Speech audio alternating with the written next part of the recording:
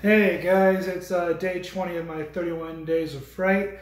And just imagine there's going to be 10 more movies starting tomorrow left.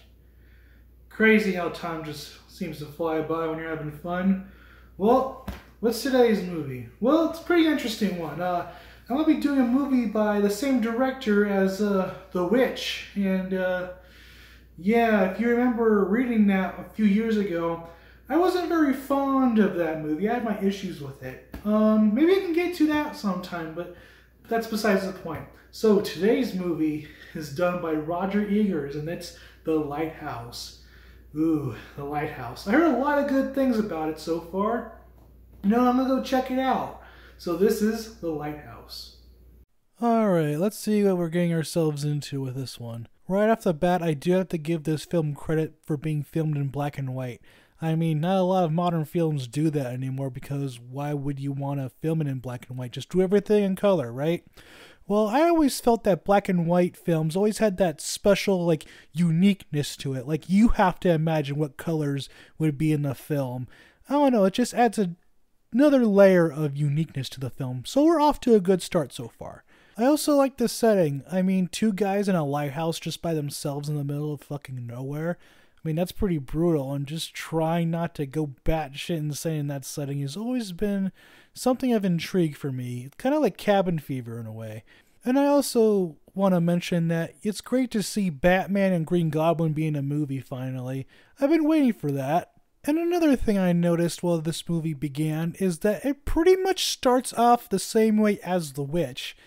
Not in the same, setting and location, but just, the atmosphere and the growth of the movie.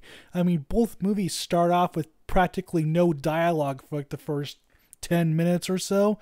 It's just to give you room to breathe and observe the land around you, just to, get a feel of what the characters are in and what environment they're actually going to be in for the duration of the film. So, with that in mind, I'm starting to get a little worried. But let's continue. But on a serious note, it seems like William Dafoe's character is inspired by the ship captain from The Simpsons. Clean built and trig looking.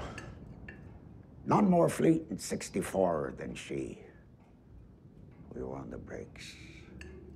A mutiny it were. Why, ask you why?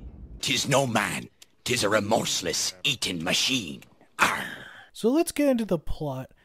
Our main two characters are basically just stuck on a lighthouse for 4 weeks to perform their duties of operating the thing.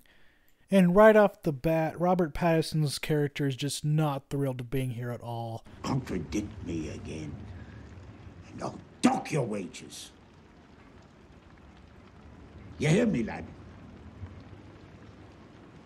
Aye, sir. And as he's there, you can just see from his facial expressions that he's just not having a good time. He just wants to get through these 4 weeks and just get the hell out.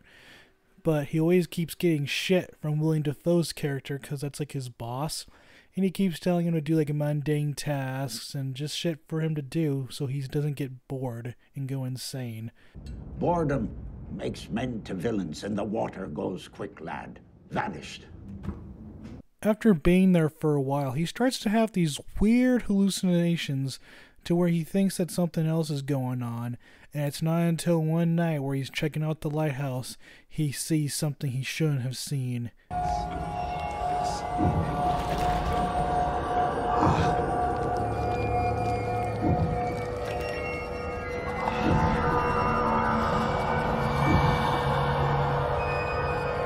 And this causes him to lose his shit and beat the living fuck out of this seagull.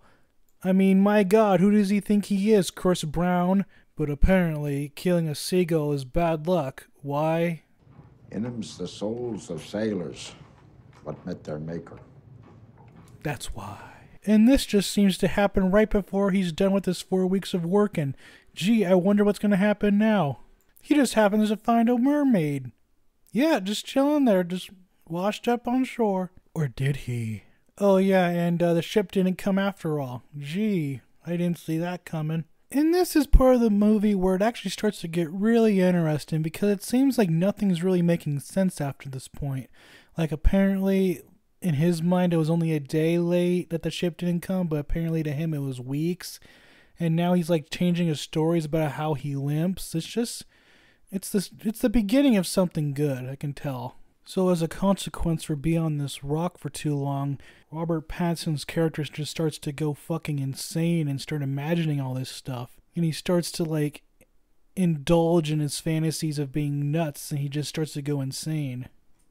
Yeah, and the ending is pretty weird, so I'm just gonna leave that out, cause yeah, it's definitely out there. Damn. Yeah, that's a pretty wacky ending if I ever saw one. You know what? I must say, I actually do prefer this movie over The Witch.